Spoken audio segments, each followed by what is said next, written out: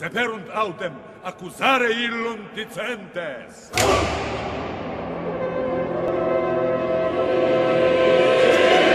Loué soit Jésus, le Christ, venu expier nos péchés pour satisfaire à la justice de Dieu.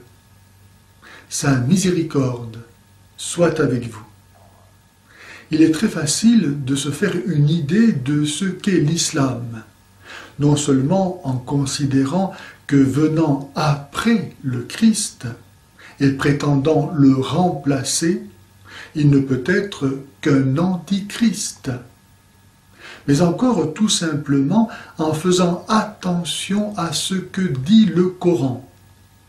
Ainsi, par exemple, nous lisons à la sourate 9, verset 30. Les chrétiens ont dit « Le Messie est fils de Dieu, qu'Allah les anéantisse ».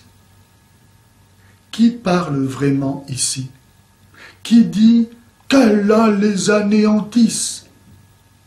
Est-ce Allah qui parle de lui-même comme d'un autre? Si le Coran est vraiment la parole de Dieu, alors soit Allah n'est pas sincère en souhaitant l'anéantissement des chrétiens, puisque de fait il ne les anéantit pas, nonobstant tout ce que font les musulmans pour lui obéir. Soit il est impuissant à réaliser ce qu'il désire. Et dans les deux cas, le Coran montre que Allah n'est pas Dieu, aussi vrai que Dieu n'est ni menteur ni impuissant.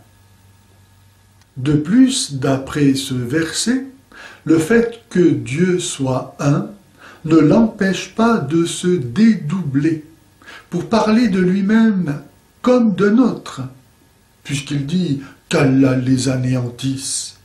Et donc, contrairement à ce que veulent le croire les musulmans, le Coran dit bien que Dieu est capable de réflexivité, de relation avec lui-même.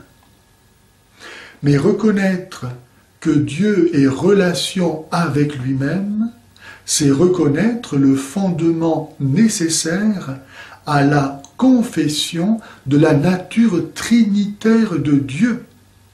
Aussi vrai que si Dieu est relation à lui-même, il est aussi nécessairement de lui-même et en lui-même, c'est-à-dire Trinité. Ce verset, donc, qu'Allah les anéantisse, devrait logiquement conduire les musulmans à quitter l'islam, puisque celui-ci nie que Dieu soit relation, Trinité. Toute personne honnête ne peut pas ne pas voir que cette parole, qu'Allah les anéantisse, est celle d'un homme rempli de haine à l'égard des chrétiens, celle donc d'un antichrist, allant jusqu'à mettre Dieu au service de sa haine. En conclusion, l'islam est d'autant plus démoniaque qu'il se prétend divin, puisque celui qui a de la haine contre son frère est un homicide, et qu'aucun homicide n'a la vie éternelle demeurant en lui. Celui qui a des oreilles pour entendre, qu'il entende.